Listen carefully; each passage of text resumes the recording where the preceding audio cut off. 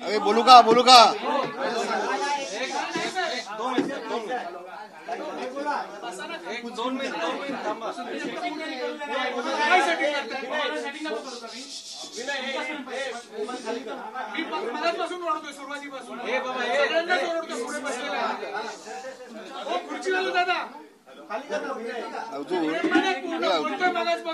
मागे बस ना. चला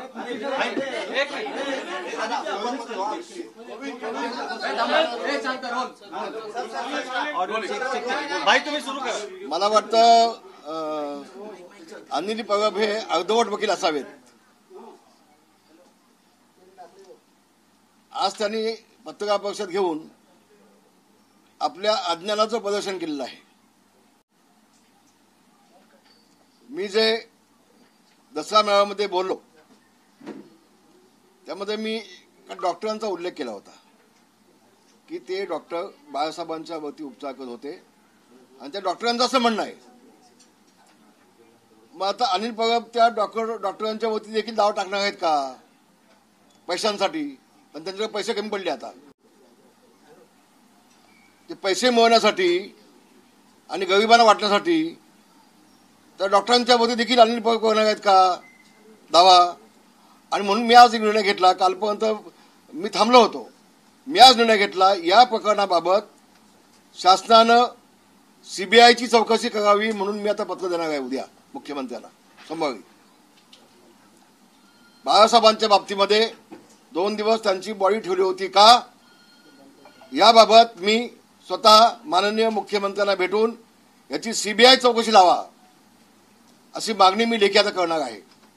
म्हणजे दूध का दूध पाणी का पाणी होऊन जाईल. मग अनिल परबनी जावं कोर्टामध्ये न्यायालयामध्ये आणि कोणाकडे पैसे मिळतात ते बघावेत. काय बोलतो आपण? थोडं भान पाहिजे. कुठल्या बाकड्यावरती आमदार झोपला होता तू बघणार? तू कोण होतास का त्यावेळेला? अगं आम्ही सगळे नेते बाहेर पडल्यानंतर तू आता माझा मालक झाला असता तर तू होतास कोण? काय संबंध तुझा होता तिथे? हा एक गोष्ट होती तुझ्याबाबत. मला वाटतं बाळासाहेबांचं मृत्यूपत्र झालंय त्याशी आपला काय संबंध असावा कदाचित असं मला वाटतंय. आणि म्हणून आपण काय बोलतो थोडं भान ठेवावं. एक गोष्ट मला आपल्याला सांगायची आहे. अनिल परब साहेब तुम्ही वकील आहात, तुम्ही शिकलेले आहात. चंद्रग्रहणाच्या रात्री चंद्रग्रहण ज्या दिवशी होती पौर्णिमा होती त्या दिवशी रात्री 12 वाजता आपण कोळीवाड्याच्या स्मशानभूमीमध्ये एक बकरा कापलात का? कारण आपल्यासारखाच कोणती माणसं होता असं त्यांचं म्हणणं आहे. बघणाऱ्यांचं म्हणणं असं आहे की अनिल परब सारखीच व्यक्ती होती. त्यांच्यासोबत एक बिल्डर एक गाडी घेऊन आला होता. त्या गाडीतून एक बकरा घेऊन आला होता आणि 2 नंगे बाबा पूर्ण लग्न होते असे दोघांना घेऊन त्या स्मशानभूमीमध्ये आले होते. आणि तिथं माझ्या मुलाचा योगेशचा आणि रामदास कदम असे दोघांची नावं घेऊन त्या बकऱ्याला कापलात तुम्ही असं त्यांचं म्हणणं आहे. मला नक्की माहिती नाही. तर हे वास्तव असेल तर ते चुकीचं आहे. आपण शिकलेली व्यक्ती आहोत. हे आगळी कृत्य आपल्याकडनं होता कामा नये असं मला वाटतंय. आणि म्हणून हे महाराष्ट्राला कळावं. आपण जर खुलासा आपल्याकडनं झाला तर सोयीचा होईल. आपल्याला हात जोडून विनंती आहे कारण आपल्यासारखीच व्यक्ती कोणती होती असं बघण्याचं म्हणणं आहे. त्याचा खुलासा व्हावा आपल्याकडून अशी माझी आपल्याला विनंती आहे. तेव्हा हे सगळं थांबवा. मी नवीन नाही पक्षामध्ये. 50 वर्ष मी मातोश्रीमध्ये काढलेली आहेत. तुम्ही किती वर्ष होतात मला माहिती नाही. दंगलीच्या वेळेला पोलिसांनी 2-4 लाठ्या मागल्या तर खूप मी मोठं काम केलं असं आपण मागून सांगत होतात लोकांना उद्धवजींना. आणि माझं मत असं आहे की याबाबत उद्धवजींनी बोलावं स्वतः. मी काल पण ते सांगितलं होतं. माझं उद्धवजींना आव्हान आहे. हे चळे चपाटे चमचे बिमचे हे काय माझ्या विरोधामध्ये पत्रकार परिषद घेत आहेत. उद्धवजींना माझं आव्हान आहे आपण बोलावं.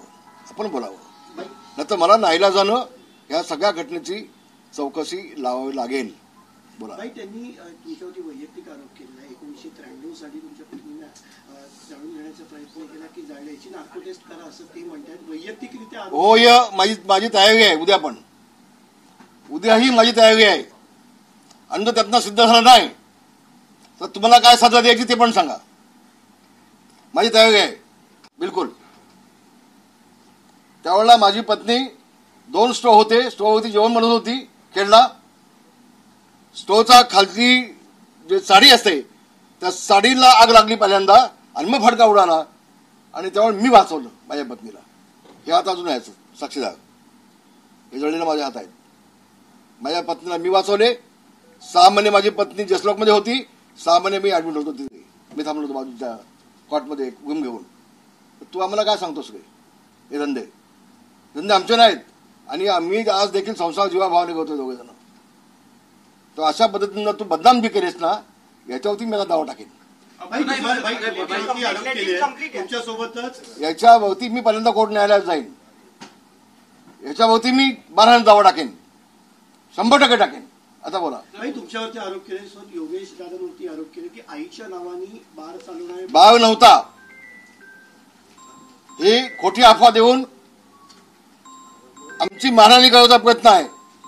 ऑर्केस्ट्रा होता. ऑर्केस्ट्राचं परमिशन होतं आणि ज्या सेटिंग चालूच होता त्याच्याकडे अग्रीमेंट होती. ते अग्रीमेंट आम्ही दिले. आणि हे जेव्हा आमच्या लक्षात आलं एखादी मुलगी विक्षिप्त हवा करत होती, एवढं कळल्यानंतर आम्ही ते हॉटेल देखील बंद केलंय. आम्ही इज्जत घेऊन बसलोय. तुमच्यासारखे कोणाच्या बाबतीमध्ये स्मशानामध्ये बक्का कावाची आम्हाला गरज नाहीये. आणि असाल तर सांगा. तर हे जे तुम्ही माझ्या पत्नीच्या बाबतीत आज काढलंय ना, मला दुःख झालंय, वेदना झाल्यात. आणि मी न्यायालयात गेल्याशिवाय करणार नाही. तुला दाखवीन मी आता. सर, त्यांनी अब्दुल नुकसानीचा तुमचा दावा करणार आहेत ते आणि त्याची जे पैसे आहेत त्याचं पूरग्रस्तांना. मी बोललो त्याच्यावरती. आपण आता बोललो वाटतं. मी बोललो त्याच्यावरती की त्यांनी न्यायालयामध्ये जावं, त्याचं स्वागत. पण त्याच्या आधी मी आता या बाबतीची चौकशी लावीन. एक बाळासाहेबांच्या बाबतीत एखादा विषय न्यायालयामध्ये जावा हे मला पटत नव्हतं कालपर्यंत. हे माझ्या मनाला उचणार नाही. पण जर का तुम्ही अशा पद्धतीनं मला खोटं ठेवत असाल, त्या डॉक्टरांना खोटं ठेवत असाल, तर मला देखील न्यायालयामध्ये जायला लागेलच. नव्हे त्याच्या आधी मला चौकशी करायला लागेल. मी सीबीआय चौकशी मागेन या सगळ्या घटनेची. आणि येऊ दे उद्धव साहेबांना पुढं सांगायला. तर मी होतो तिथं कुठल्या बाकड्यावर झोपत होतो. तुला आता कावीळ झाले.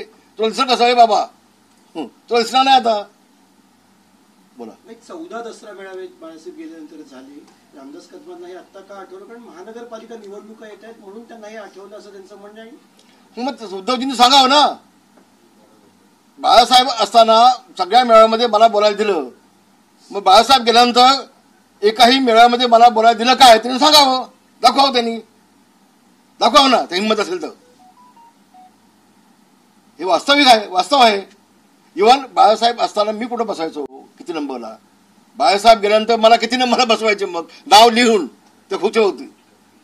या काही जगानं पाहिलंय ना. बाळासाहेब 2012ला गेले, त्यानंतर 14ला तुम्हाला मंत्रिपद दिले असंही सांगितलं. 14ला मला मंत्रिपद दिलं. ते लोक हसतील म्हणून नाईलाजाने त्यांना द्यायला लागलं.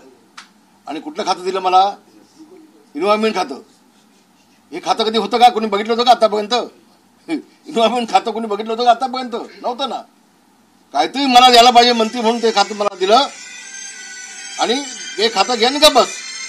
पण त्या खात्यामध्ये मी इतका अभ्यास करून ते खातं उजेडाला आणीन असं त्यांना वाटलं नव्हतं. त्यांना कळलं नव्हतं. त्या खात्यात देखील मी अभ्यास करून घेतला आणि महाराष्ट्राला न्याय दिला. प्लास्टिक बंदीसारखा निर्णय घेतला ना मी. तर 14ला दिल्यास तुझा नाईलाज होता म्हणून दिला. पण नंतर तू दिवाकर गावते, रामदास कदम यांना बाजूला ठेवून अपक्षानं काय घेतलं ते सांगा ना. मग अपक्षांचा या पक्ष वाढवण्यासाठी काय संबंध होता? आणि अनिल पवार बोलणार कोण? बोलू नव्हतं. उद्धव ठाकरे बोलू देत ना. प्रश्न आहे कारण नेहमी अनिल पवार बोलतात, उद्धव ठाकरे का बोलतात? माझं तेच म्हणणं आहे. उद्धव ठाकरे बोलू देत ना. काय तुला प्रॉपर्टीचा हिस्सा पण दिलाय का मातोश्री म्हटला अनिल पवारला? बोलू देत त्यांना. आणि वास्तव आहे दिवाकर गावते, रामदास कदम या दोघांच्या आमदारक्या पण काढल्यात. मंत्रिपद पण काढलं, कशासाठी? आणि अपक्षाने घेताय तुम्ही. काय योगदान होतं अपक्षांचा? आणि हेलिकॉप्टर पाठवून तुम्ही अपक्षाने आणलीत, बोलवलीत. वा गे वा. बाळासाहेब असते तर आमदार सदम साहेब असते तर आमदार सदम दिवाकर गावते दोघेही मंत्रिमंडळामध्ये असते. दाव्याने सांगतो. तुमच्याकडे काही अशा गोष्टी आहेत ज्यांच्या त्या अडचणी वाढू शकतात? अहो मीच काय, माझा मुलगा विधिमंडळामध्ये गेल्यापासून पहिल्या दिवसापासून अन्य राजीनामा मागतोय. हा फोटो घे, तुझा माणूस आहे, दे राजीनामा. हा फोटो घे, तुझा माणूस आहे, दे राजीनामा. बाळासाहेब ठाकरेंच्या मृत्यूपत्राबाबत जयदेव ठाकरेंनी देखील आक्षेप घेतले होते, कोर्टात देखील गेले होते. आपण देखील त्यावर आक्षेप घेतलाय. नेमकं काय? मी अजून आक्षेप घेतला नाही. तुम्ही चुकीचं बोलताय, माझ्या तोंडामध्ये घालताय. अजून मी आक्षेप घेतलेला नाही. माझ्या तोंडात चुकीचं घालून मला तुम्ही प्रश्न विचारताय. तर आपल्या शब्दापर्यंत मागे घ्या. योग्य वळला मी योग्य ते बोलणार आहे. राज ठाकरे आणि उद्धव ठाकरे एकत्र येणार असल्यामुळे जर काय जयदेवनी त्यावेळेला ऑप्शन घेतलं होतं ते आपल्याला बघायला लागेल काय झालं ते नेमकं, त्यात वास्तव काय ते बघायला लागेल. ते शासनाला मी पत्र देईन, याची माहिती घ्या, देईन ना.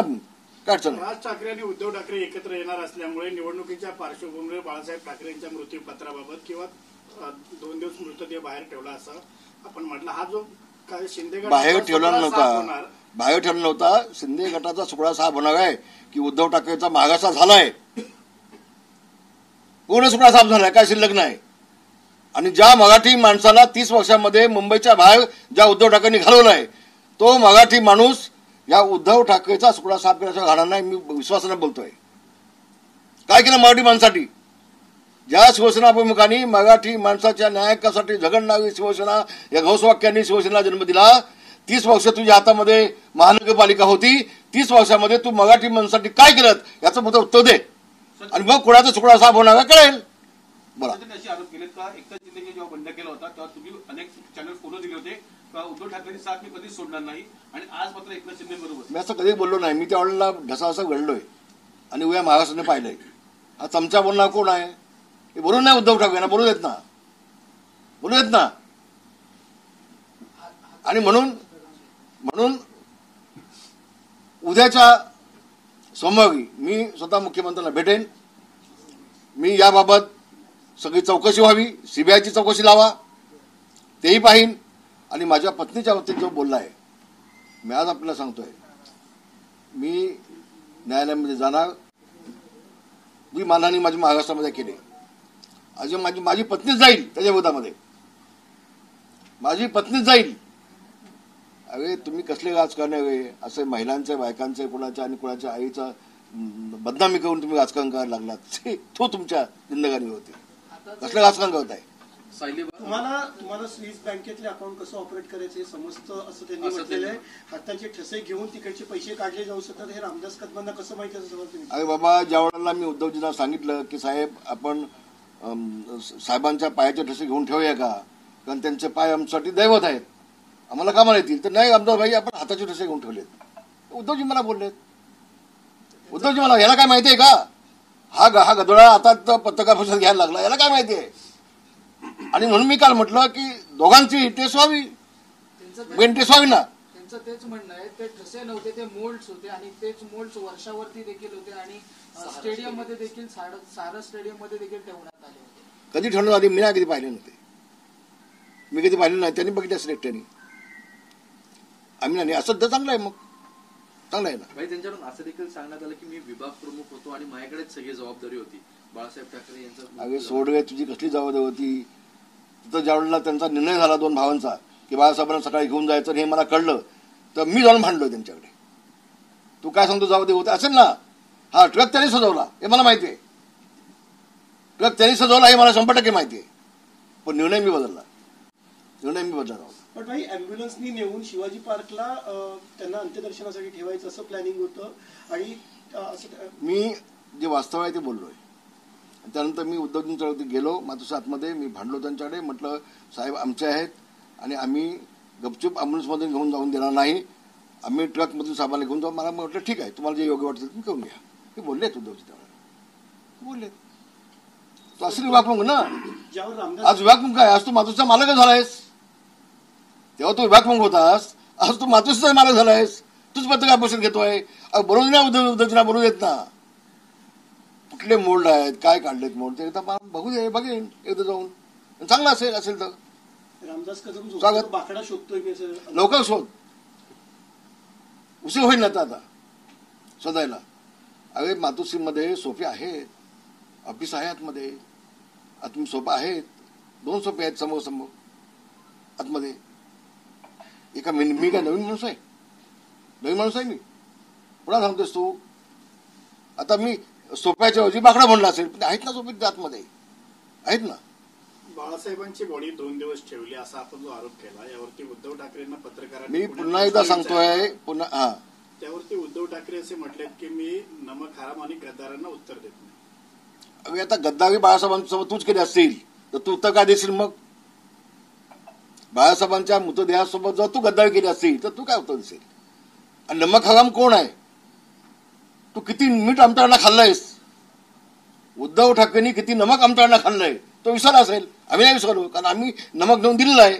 नमक हरामी तू केलेस, आम्ही काय केले सांगावं? नमक नाही घेतलं आमच्याकडून, मीठ नाही खाल्लं आमचं. उद्धव ठाकरेंनी आपण सांगितलं की शिवसेना पक्ष माझाच आहे, निवडणूक आयोगाला अधिकार नाही आहे चिन्ह आणि पक्ष देण्याचा. त्याविषयी मी आज काय बोलणार नाही, तो विषय माझा नाही. काही वर्षात पक्ष मी चालवत नाही, तो विषय माझा नाही. काही वर्षापूर्वी राज ठाकरेंनी आरोप केले होते बाळासाहेबांना चिकन सुवाणी तेलकट वडे दिले, अशा पद्धतीची ह्या सुद्धा खऱ्या घटना आहेत का? तुम्ही मातोश्री नाही, ते मला वाटतं थापाला आपण विचारलं तर वास्तव काय ते कळेल. मी इतका खाली कशाला जाऊ? इतका खाली मी जाणार नाही. पण थापा अजून जिवंत आहे, थापाला आपण विचारलं, त्याची स्टेटमेंट घेतली तर वास्तव आपल्याला कळेल काय ते. म्हणजे राज ठाकरे बोलले त्यामध्ये किती तथ्य आहे की नाही हे कळेल ना तुम्हाला. भाई सातत्याने आपल्या पत्नींवरती आरोप करण्यात आहे, सायली बार रेस्टॉरंटच्या वेळेस पण, म्हणजे रामदास भाई संदर्भात दुसऱ्या काही गोष्टी मिळत नाही म्हणून कौटुंबिक विषय काढले जाते. अगे तुम्ही माझ्या पत्नीचा विषय काढता. जी घटना 92ला घडली, 92ला घडले आणि मी माझी पत्नी त्यातून, बाळासाहेब स्वतः आले होते, याला लाज वाटली पाहिजे. स्वतः साहेब त्यावेळेला जसलोक हॉस्पिटलमध्ये येऊन बसले, साहेबांनी सगळ्या डॉक्टरांची मिटिंग घेतली आणि माझ्या पत्नीला वाचवलंय. आणि तुम्ही आमची बदनामी करता काय? पुष्पाता हिरे त्यावेळेला मंत्री होत्या, त्या स्वतः येऊन बसायच्या हॉस्पिटलला, स्वतः हॉस्पिटलला बसायच्या. साहेब स्वतः आले होते जसलोकमध्ये आणि तुम्ही बदनामी करताय आमची. याचं उत्तर मी देईन त्याला आता, कदम साहब कायद्याने उत्तर देईन. हिंदी में आप बता दें, ये जो पूरा आरोप लगाया है अनिल परब ने, इस आरोप सब आरोप झूठा है. वो बोलते हैं मैं मानने का दावा डालूंगा, पैसा मिलेगा मुझे, मैं बांटूंगा. तो उनके पास केबल का पैसा तो बहुत है ना, अब उनको मालूम नहीं. वो केबल की मैंने जांच लगाई है अभी, अनिल परब के साथ कहा कितने कितने पार्टनर है, उसके पिताजी के नाम पे, उसके बहन के नाम पे, उसके नाम पे, वो सबकी जांच मैंने लगाई है. उसको अभी तो पता नहीं है. तो पैसा बहुत उसके पास है. तो पैसा मिलने के लिए वो अगर कोर्ट में जाता है, बाला साहब के लिए नहीं जा रहा है वो. भाई तो अच्छी बात है. 2 सवाल है. एक तो किन आधार पर आप यह आरोप लगा रहे हैं कि 2 दिनों तक संभवतः उनका शव रखा देखिए जो डॉक्टर बाला साहब के ऊपर उस वक्त वो जांच कर रहे थे, वो डॉक्टर ने मुझे खुद बताया कि कदम साहब उस टाइम ऐसा हो गया. हम लोग बोल गए कि आप जाहिर कर लो, लेकिन नहीं हुआ 2 दिन. वो डॉक्टर ने मुझे बताया, मैंने बोल दिया. आपने तो ये क्या मेरा खुद का भी बयान नहीं ना, मैंने भाषण में भी उनका उल्लेख किया डॉक्टर का.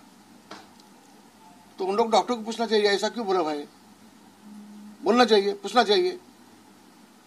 कल अभी छोड़ो, अभी मैं इसकी जांच करने के लगाऊंगा. सीबीआई की जांच होनी चाहिए उसकी. तो दूध का दूध, पानी का पानी हो जाएगा. फिर ये महाशय कोर्ट में जाके क्या करते हैं मैं देख लूंगा ना. सीएम साहब को पत्र भी लिखने वाला भी खुद जाके मिलूंगा, मैं खुद जाके मिलूंगा. सर, इसमें एक इम्पोर्टेंट बात यूपीटी के नेता हाईलाइट कर रहे हैं कि ये मामला अभी क्यों उठाया जा रहा है, जबकि उनकी डेथ हुए 12-13 सालों के. तो जब मेरी पत्नी का 93 में हुआ था, तो अभी क्यों निकाला उसने? वो जो वाकया हुआ था वो 93 में हुआ था, 92 में हुआ था. ये तो 10 साल हुए अभी. तो 40 साल पहले की बात. अभी तू था जब भी देखने को गांव में क्या हुआ था, अनुभव था जब ये गांव में खेड़ में, उस वक्त गाड़ी भी नहीं थी मेरे पास. मेरे मिसेस को मुंबई में लाने के लिए उस वक्त गाड़ी भी नहीं थी. क्या किया मेरे जान को मालूम है. तो तू क्या बोल रहा है, नमक चढ़ा है हमें जख्म के ऊपर.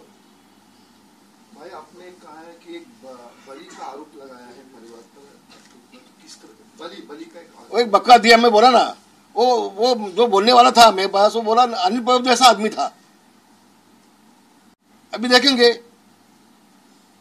जब चंद्र ग्रहण था रात को, तभी चंद्र ग्रहण में 12 बजे ये वाकया हुआ है कोलीवाड़े में, स्मशान में। एक बिल्डर भी था उनके साथ में। वो बकरा वो 2 आदमी लेके आया था जो नंगे थे, दोनों भी। भाई दो चीजें, एक तो नार्को टेस्ट को लेकर वो आपको चैलेंज कर रहे हैं, क्या आप उसके लिए तैयार हूँ? बिल्कुल बिल्कुल तैयार हूँ। बोलो कभी, दोनों का होना चाहिए, उद्धव का भी मेरा भी। तैयार बिल्कुल, आज तैयार हूँ मैं। भाई इसके अलावा आप चूंकि नार्को टेस्ट के लिए तैयार है, 8 दिनों तक आप वहीं पर थे दिन रात, क्या घटनाक्रम था, अगर कुछ बता ताकि आप। नहीं, मैं कल बता दिया। साहब बीमार थे, हम लोग सब जाते आते थे वहाँ, रात को सोते भी थे। मिलिंद नार्वेकर वो बाला साहब के बंगले में मातुस के बाजू में जो गेस्ट हाउस है, मिलिंद नार्वेकर वो गेस्ट हाउस में सोता था, पूछो उसको। वो बेचारा भी सुबह घर में जाके वापस आता था। तो ये वाकया है, इसको क्या पता है? मानहानि का मुकदमा आप पर करने वाले हैं, इस तरह का आरोप दावा उन्होंने। अभी मैं ही करूंगा उनके ऊपर अभी मैं ही करूंगा। अब ये जो बात है उसकी मैं जांच लगाऊंगा कि जो डॉक्टर है वो झूठ बोल रहे हैं क्या। महाराष्ट्र में फिलहाल बाढ़ की परिस्थिति है, लाखों। इसी पे कंटिन्यू, आपके आरोपों पर आज जब पुणे में उद्धव ठाकरे जी से सवाल पूछा गया, तब उन्होंने आपके लिए असंवैधानिक शब्दों का प्रयोग किया। मैं वही बोल रहा हूँ, मैं वो नमक जो है वो नमक उद्धव ठाकरे ने हमारा खाया है। नमक हराम उद्धव ठाकरे है, वो झूठ बोल रहे हैं। वो झूठ सबको गाली देते हैं। वो पंतप्रधान जी को गाली देते हैं, अमित शाह जी को गाली देते हैं, मुख्यमंत्री को गाली देते हैं, एकनाथ शिंदे को गाली देते हैं। उनका दिमाग ठिकाने पे है, वाला देखना पड़ेगा। एक अच्छा डॉक्टर उनको चाहिए अभी, ऐसा मेरा कहना है उनके लिए। क्या नमक था ये, कब बस वो समझने वालों को ईशा काफी होता है। कुछ गद्दार शब्दों का भी प्रयोग किया गया है उस वक्त बाइट देते आपके प्रति। कौन गद्दार है? मैं? अरे जब गाने गया पार्टी से, तब 1 साल ये उद्धव ठाकरे मुझे गाड़ी के सामने पहले सीट पे बिठा था, फिर बाहर निकलता था माधुसर में। तो गद्दार होता तो मुझे क्यों बिठाता था ऊपर सामने कुर्सी पे? तुम्हारा जान बचाने के लिए मुझे बिठाता था आगे। वो भूल गए दिन। आज मैं गद्दार हो गया। गद्दारी बाला साहब से किया है उद्धव ठाकरे ने। मुख्यमंत्री बनने के लिए सोनिया गांधी के पांव के पास जाके बाला साहब की शिवसेना गिरवी रख दी इसने। गद्दार ये है। हम लोग कैसे हो सकते हैं? हम लोग कैसे हो सकते हैं? किसी नेता ने कहा है कि नगर समिति का चुनाव आ रहा है, कुछ समय कुछ पहल कर चुके हैं, ये सारे षड्यंत्र उसी के दावे पे की जा रही है, नेतागिरी की। कुछ नहीं, वो कॉर्पोरेशन का इसका कुछ संबंध नहीं। कॉर्पोरेशन में तो उसका साफ होने वाला है, कुछ बचने वाला नहीं। थोड़ी बहुत इज्जत बाकी है ना अभी, थोड़ी बहुत, वो भी करने वाली नहीं है। सब साफ हो जाएगा। वो जितना सबको गाली देगा ना उतना साफ हो जाएगा वो, बिल्कुल। बाढ़ परिस्थिति की वजह से जो हजारों किसानों का नुकसान हुआ है, कुछ सवाल नहीं। नहीं उसी से रिलेटेड है। तो सीएम को पूछ लो, डेप्युटी सीएम को पूछ लो, मेरा ये नहीं है। ज्या पद्धतीने म्हणजे या अधिवेशनामध्ये 2 खुलासे कदम कुटुंबियांसंदर्भात अनिल परबांनी केले, ते म्हणतात की येणाऱ्या अधिवेशनामध्ये याच्यापेक्षाही गंभीर खुलासे आहेत ते आम्ही करणार. तू पर्यंत बक्के कापलंस का ते सांग. हा की नाही सांग. तू होतास का ते सांग पर्यंत. अरे कसले आरोप करताय तुम्ही? अख्ख्या मंत्रिमंडळामध्ये फक्त एकटा योगेश कदम तुम्हाला दिसतो? फक्त रामदासांना तुम्हाला दिसतो? पहिल्या दिवसापासून फक्त योगेश कदम, फक्त योगेश कदम. फोटो दाखवायचे राजीनामध्ये, फोटो दाखवायचे राजीनामध्ये. जे बापाचे अवकाश आहे ठेव राजीनामध्ये. तुला राजीनामा पाहिजे म्हणून त्याला काय? अख्खा मंत्रिमंडळ तो मागला कोणाचा? ते नाही का होत. आणि म्हणून ही फक्त नौटंकी आहे. सुडाच्या भावनेनं काम केलं जाते. सुडाचे सूड. कदम कुटुंबियांच्या भोवती सूड होण्यासाठी, योगेश कदमला पाडण्यासाठी उद्धव ठाकरेंनी जंग पछाडले. जंग पछाडले. अख्खा महाराष्ट्र घेऊन स्वतः खेडमध्ये आले होते. योगेश कदम आमदार असताना त्याला बाजूला ठेवून त्याच्या कार्यकर्त्यांचे राजीनामे घेतले आणि माजी आमदाराला सगळा फंड दिला आणि त्या पदाधिकाऱ्यांनी नेमून टाकलं. आमदार असताना देखील सगळे प्रयत्न केले योगेश कदमसाठी. तो देखील योगेश कदम निवडून आला. आता विधिमंडळामध्ये आला, राज्यमंत्री झाला. त्यांच्या नाकावर ठिचून ते त्यांना सहन होत नाही. म्हणून सुडाच्या भावनेनं योगेश कदमच्या पाठी पडलेत ते विधिमंडळामध्ये. सर अहो, असं कधी होत नाही. मी पुन्हा सांगतो, मी पण 32 वर्ष काढली विधिमंडळामध्ये, पण बिगर नोटीस एखादा आमदार आरोप करतोय आणि अध्यक्ष फक्त बघतोय, असं कधी होत नाही. मी अध्यक्षांची माफी मागून सांगेन, हा नियम आहे. 35 ची नोटीस दिल्याशिवाय आरोप करता येत नाही कुठल्या मंत्र्यावरती, हा नियम आहे. मग अध्यक्ष महोदयाने त्यांना का अडवली नाही, हा माझा प्रश्न आहे अध्यक्षांना. किंवा कामकाजात ते का काढलं गेलं नाही, याचा अर्थ मी नेमका काय लावायचा मला कळत नाही का. मी नवीन माणूस आहे का. बाळासाहेबांच्या शेवटच्या दिवशी मी स्वतः तिथे 24 तास उभे होतो. डॉक्टरची पूर्ण टीम होती. अरे तू कशाला खोटं बोलतोय. कोण आहेत, कोण अनिल परब धादांत खोटं बोलतोय.